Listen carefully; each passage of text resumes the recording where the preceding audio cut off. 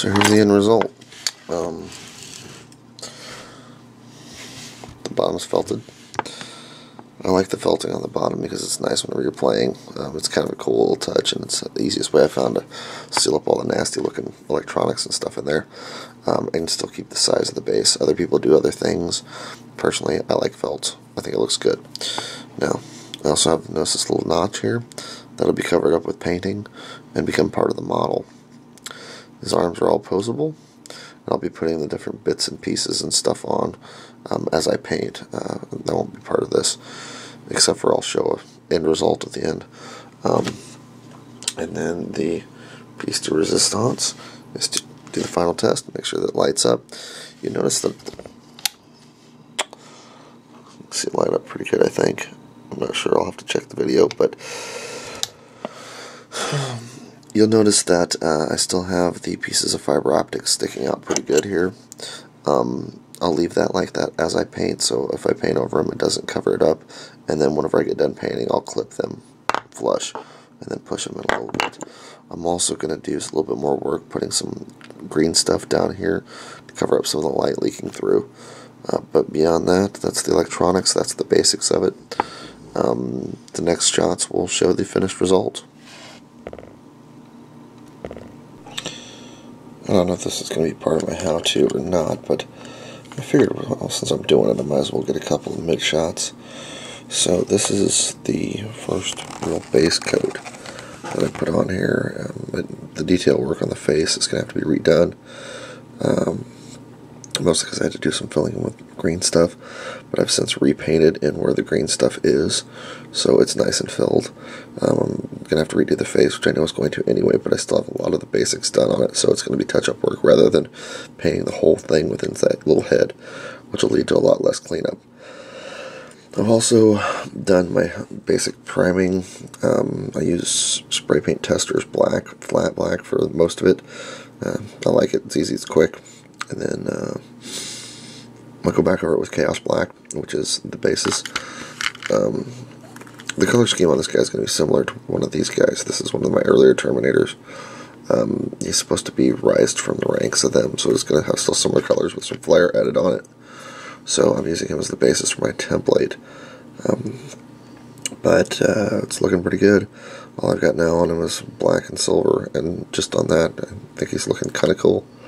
I mean, I'd be fine playing with him on the table right now, but of course I'm going to put a lot more detail into him. Okay, there it is.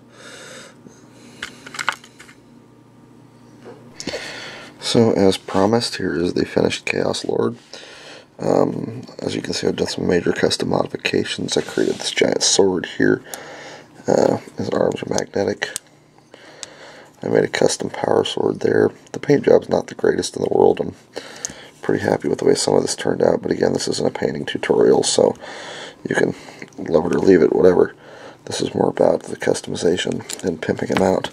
The big things is the weapons are removable, so I can give him other options, such as, if I wanted to borrow some lightning claws from one of my other Terminators, we can give him lightning claws at a moment's notice. He's now lightning clawed, and actually that fits pretty well with the color scheme because they're all painted pretty well the same.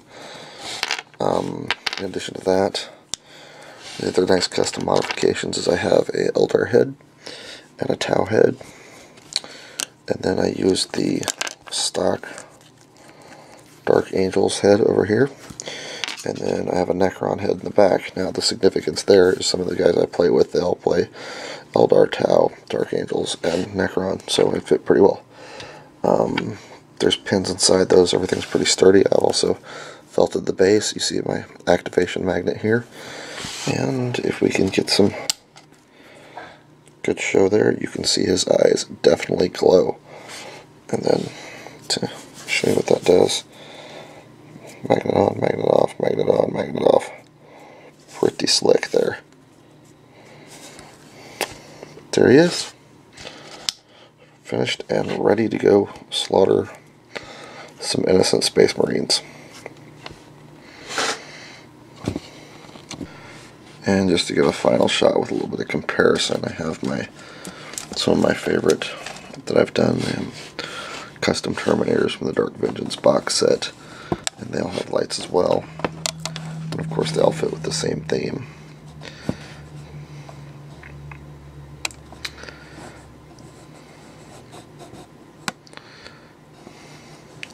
I think the lighting of course, they'll have magnetic arms as well, so I can trade them out from being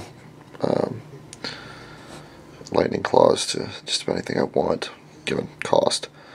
I think they all turned out pretty well, and he fits in there fits in with the group nicely.